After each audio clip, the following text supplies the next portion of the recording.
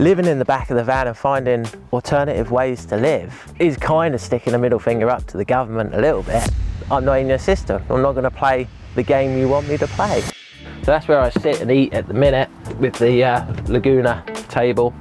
And then in there, you know, I count getting in the sea as a wash. I mean, a lot of people argue that fact, but you know, I'll die on that hill that it's just a big salty bath, and it definitely counts. I can't see myself ever going back to living in a house and doing the 9 to 5. So this is my van conversion that I've been living in now for just a little over 3 years. So, yeah.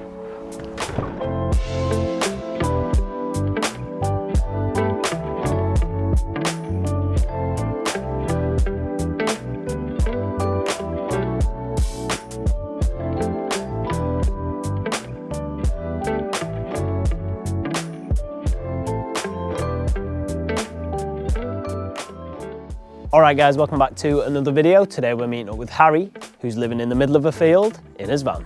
It's super nice on the inside, yet practical and minimal, so stick around for the full tour. And we hope that you enjoyed the video. Let us know in the comments what you think, and if you liked it and want to see more content just like this, then make sure you're subscribed. Back to it. I'm Harry Bowling, currently living in the Ford Transit, which is my third conversion now. And then living in Cornwall, and luckily enough, found a bit of land that the farmer is letting me live on for the time being. I've sort of always lived a bit strange. I think I moved out my parents' house when I was 12 into a tree house. Like, it's classic, you know, I'm leaving, pack up my stuff and move to the bottom of the garden. So even from like the age of 12, I've lived in sort of strange setups. And then sort of in between the first van was like, I didn't have anywhere to live. Friends and family would always sort of have me. But then you feel like a bit of a burden, and it's just awkward, like sofa surfing. So I just had a Transit and I thought I'd quickly do it up and moved into it for about 1.5 years. And then lockdown happened. So, you know, when you get scared, you go running back to your mum's. Then so you stayed there for lockdown. After that, moved back up to Cambridge for a bit, rented a little annex in the back of someone's garden, and just missed being in the van. You know, it sort of turned into a necessity to move into the van, into, oh, this is for me. I wouldn't want to do anything else, really. It's just easy, you know, like, I always feel like renting is a bit like the Greek myth of the man who's destined to push the boulder up the hill just to watch it roll down again. You know, every month you just work and work and work and pay your bills, and then you're back down to the beginning. Like, it's madness. And the same with owning your house. A lot of people say, well, I own my house, but until the last mortgage payment's paid off, you don't own it. And then when you pass away, the government come and take half of it anyway. Like, some people always go, I think you're mad living in the back of the van, living that lifestyle. But then I think, no, I think you're mad. Like, you know, the motive really is time. You never get any more, and you only get your given amount. Yeah, money's great and that, but I'd rather sort of work less and just spend more time doing things I like surfing, playing golf, just spending time really with friends. Especially in this sort of age we live in, like, everyone seems to sort of have their struggles and suffer, you know, what with anxiety, depression, that sort of thing, but they can't physically stop. If they're renting and they've got bills to pay, they can't sort of take that time away from themselves. So like, when I think, well, not feeling great, I'll just take the week off work and just focus on myself and just relax and unwind, you know, and that gives me the freedom to do that. If I was renting, then I'd have no chance. You have to keep working. That must be horrible for some people who like sort of struggling with their mental health, is not be able to take that break that they might need.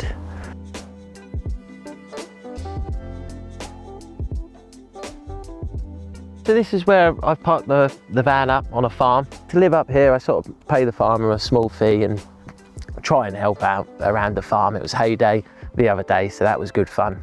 This is the plot and the fence here, and to keep the livestock out, and I've managed to build a little bit of a decking with a fire pit, mostly out of reclaimed pallet wood. So this is the van. Alright guys, just want to say a big thanks to our sponsor today, Veritas Vans.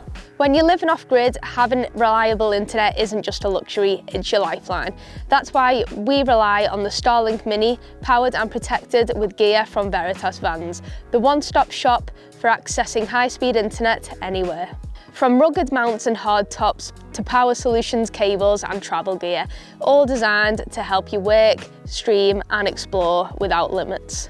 This mount gives you total freedom. It's made in the USA from marine grade HDPE, super durable, weatherproof and built to protect your Starlink from whatever the road throws at it. It's also completely non-permanent, so you can mount or move your setup in seconds, no drilling holes and no hassle.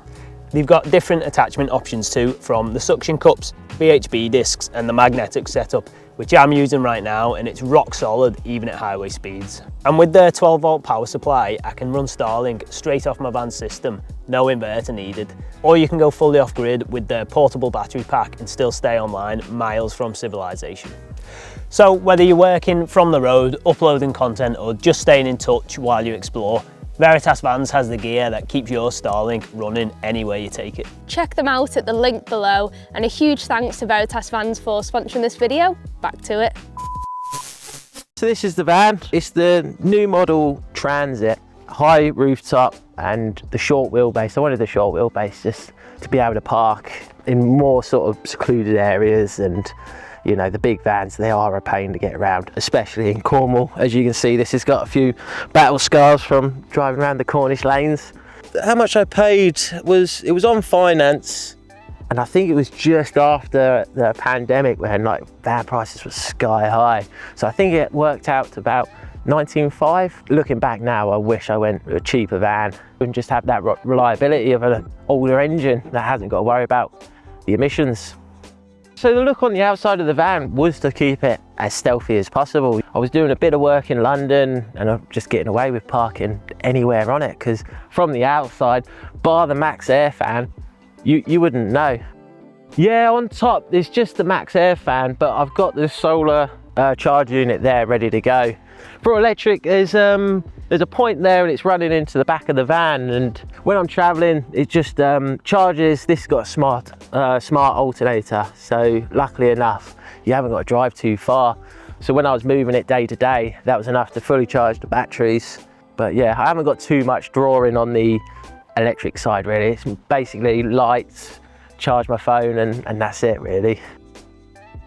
So this is the back of the van, again just real stealthy, so there's not much to show here, but at the minute while I'm up here I put in an outside tap here, so I've got my water right there. But then in the back here there is a tank, so just above the wheel arch. I only use the water in the tank for doing my washing up, and then maybe sometimes just having a little flannel wash myself. Like, I don't drink tap water, I don't trust it. You know, so I stick to bottled water. I've done a bit of plumbing in my time and ripped out main lines going to houses, and it doesn't look appealing on the inside, you know. So at the minute there's not much in it because I'm here all the time. Most of my boards, bikes and sort of sports equipment is in the back of my work van. But yeah, I sort of wanted to make sure it was high so I could fit bikes standing up just with the front wheel off and any sort of boards. And yeah, sort of built this storage space here, and that's just with all aluminium extrusion. This is Reg, the farm cap. And Did you go for the aluminium? yeah, just lightweight. I wanted to keep it as light as possible to keep it down on the fuel costs. And then obviously, if this was out of timber, this would have to be a lot thicker. And I still think over time, it would bend and warp on you. At a later date, with this T-Track, I'll have a big shelf that sort of slides out, and then I can sort of stack my stuff on, because at the minute you sort of have to climb in to get to a few bits at the minute. But like I say, it's usually a lot worse than this when I'm on the road traveling, like it's sky high full of stuff. For internet, I got just a Starlink at the minute. It was screwed onto this post, but it's fallen down in the wind and I haven't got around to putting it back up. Just keeping it stealthy this side, like there's no plans to put in any windows or anything. There's a waste tank underneath, so that's an underslung one, and I think that's about 30 litres. I only sort of do a bit of washing up with some sort of like eco washing up liquid, so it doesn't really matter when it comes to where to dump that out. But yeah, the plan is to keep that as is, and then if I have the one window on the side, if I'm pulling into lay-bys, I can make sure that side window's not facing the road. So even though there's a window in it, from the road, it'll still look just like an Amazon van.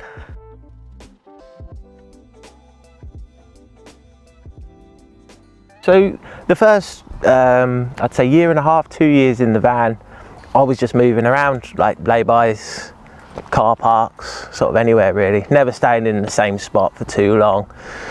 And you know, I didn't mind that, but I mean, it becomes a bit of a drag after a while, and especially sort of working out of your van, me being a builder, you know. And now I'm sort of luckily enough, I've managed to find like a really nice family, a really nice farmer who's sort of let me live on his land for not a lot of money, but nothing's ever sort of permanent, you know. It'll only take the Cornwall Council to get one person who says there's a van in a field, and then that's it. You've got to find somewhere else to live. But it's obviously not too hard to pack your stuff up and go in a van, you know. Very mobile. I can't see myself ever going back to living in a house and doing the 9 to 5, you know, like the rat race. But that's not to say that that's wrong. It's just, I can't ever see myself living that sort of lifestyle, really. It is terrible, the state of things at the minute in this country, with how hard it is for people to get by, you know. Everything's cost so much money, and you blink and then there's years gone when like you're renting and you're just head down focused on work to pay the bills. It just goes so quick. I feel sorry for some people who are struggling at the minute, and I feel like living in the back of the van and finding alternative ways to live is kind of sticking a middle finger up to the government a little bit. Like, you know, like I'm not in your system. I'm not going to play the game you want me to play. I choose my own.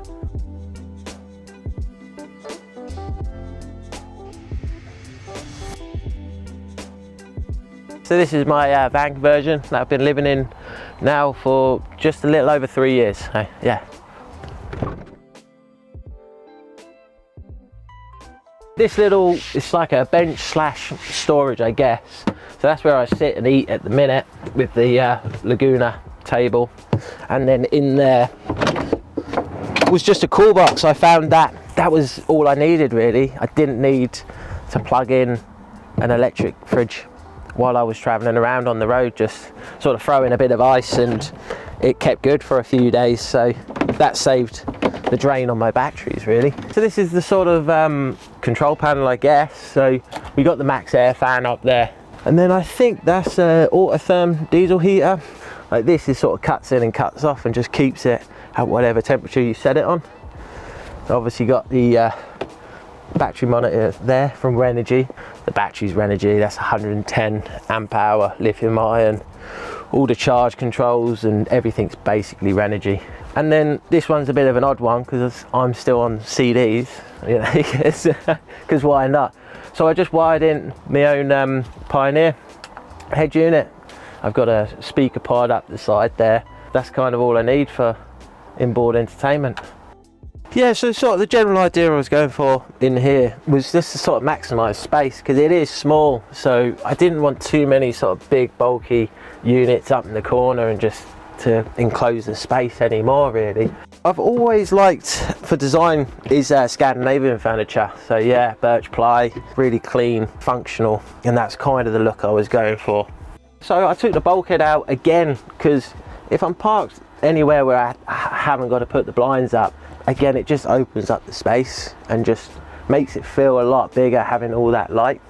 But yeah, put in the overhead storage of the bulkhead, which generally is just my washing that I need to do, clothes and stuff, and just sort of miscellaneous stuff. So the ceiling was just 6mm ply, and then it's covered with this classic car automotive headlining, so it's got a bit of foam behind it. But yeah, it's just a vinyl, and sort of went for the perforated stuff just to give it a bit more of a sort of retro vibe to it, you know. I always like my classic cars. This is my kitchen area, and like I said, it's all made out of birch ply, so at the minute that's sort of pots, pans, kitchen stuff. Not got much, it's sort of like one plate, one bowl, one knife and fork. more sort of miscellaneous again, just a lot of art sort of stuff. I do the odd oil painting here and there. This is my wardrobe. This one thing here, that's all I need is this little tiny box for all my stuff. You can't have too much stuff. Like anything that comes in, it sort of has to serve a purpose. I mean, you can have a few bits, like this painting here is probably my favorite thing in the van. Absolutely love it, and that's by a local Cornish artist who does brilliant landscapes. You know, you can't have 6-7 pairs of shoes, you know, because there's nowhere to put them. It's cheap living that way as well, because you just can't waste your money on sort of stuff. You buy one pair of shoes and you're going to see them through right to the bitter end. Yeah, cooking setup's very simple. I mean, I've got an autoimmune disease, so my diet basically is meat, eggs, cheese and coffee. That is it. So I mean, I don't need much, so I've only got the one burner hob, and what's good with that is that can go away, get thrown in a drawer, and then I've just got this workspace to work with, you know, if I'm doing any drawing or paintings, you know. Yeah, we got this sink here, which I went for like a nice deep and quite big sink, just cold water. I didn't bother going with the diesel heater to get hot water, because if you need it, just quickly boil a kettle and then throw it in there, save the money, I think. So under here, I think we just got all my drawers are miscellaneous really, apart from the clothes. So yeah, just more junk piled up. And then under there is where my diesel heater lives, under this sort of false bottom. And yeah, it comes out there. So a lot of people, that's the number one question they ask is, oh, where do you go to a shower? But I have gym memberships, you know, so when you're in the gym, you go have a shower. You know, I count getting in the sea as a wash. I mean, a lot of people argue that fact, but you know, I'll die on that hill that it's just a big salty bath, and it definitely counts. If I'm hard up, I'll fill the sink up and yeah, just have a wash with a bit of a flannel, and yeah, that's good. Yeah, and the second most asked question in living in the back of the van is, where do you go to the toilet? Every morning I'm in a cafe, so you know, I use their toilet and treat myself to a coffee every morning. But that sort of porta potty I've got down there is good for like emergencies. And I mean, that is one of the worst things about van life, is like when you're ill in the back of the van, that can get hard, you know, like, because it's such a confined space, and when you don't feel 100%, yeah, it can get tough. Number one's, yeah, just go outside, yeah, especially up at the farm. Everyone's pretty laid back about that sort of thing. I wanted to close this off a bit, mainly to stop your bedding falling in the sink.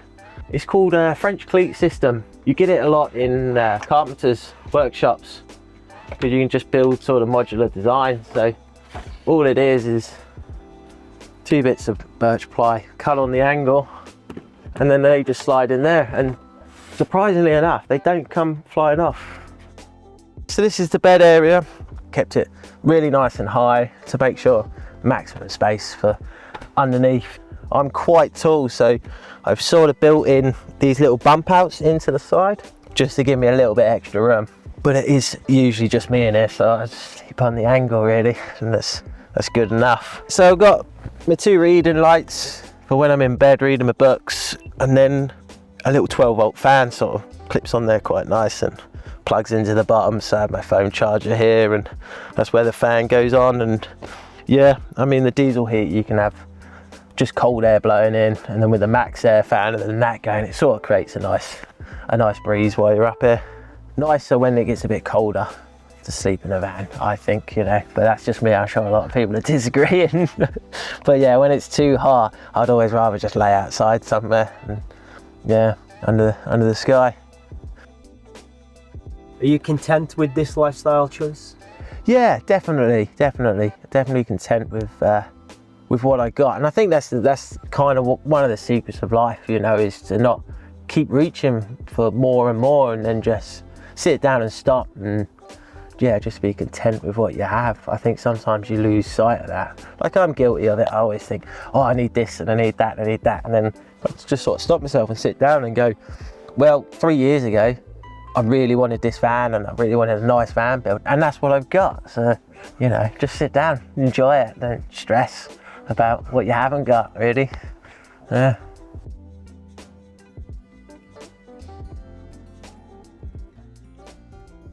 like I touched on houses as in investments, I mean, I think that's the whole problem with the housing crisis we've got at the minute.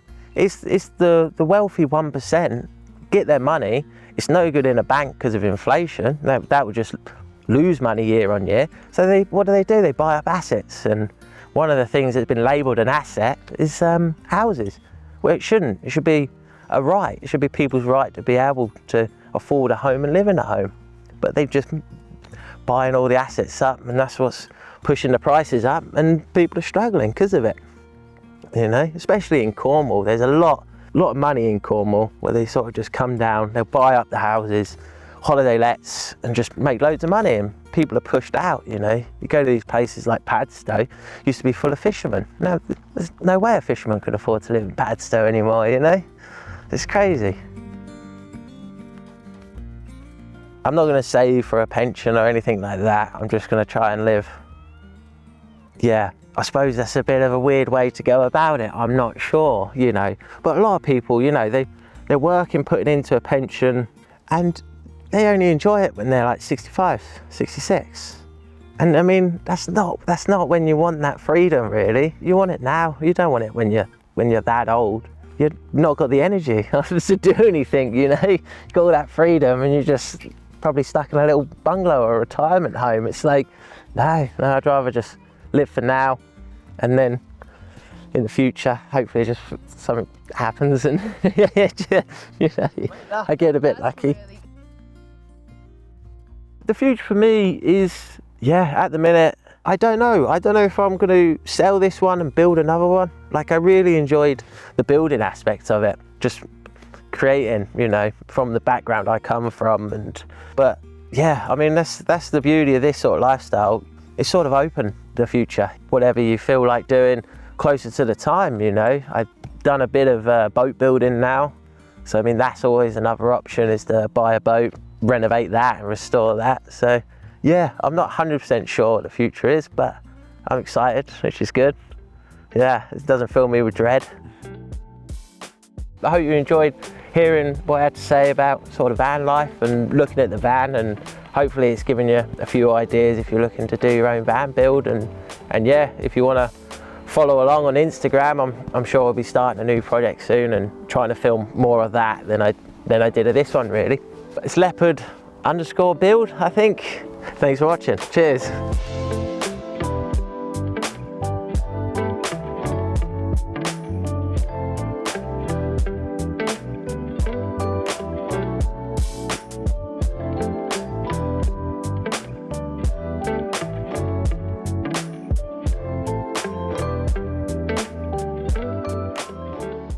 All right guys, thanks for tuning in there, and a big thanks to Harry for sharing his story with us and showing us around. Make sure to check him out on the socials. All the links for that will be down below in the description. And we hope that you enjoyed the video. Let us know in the comments what you think, and if you liked it and want to see more content just like this, then make sure you're subscribed. We'll see you in the next one.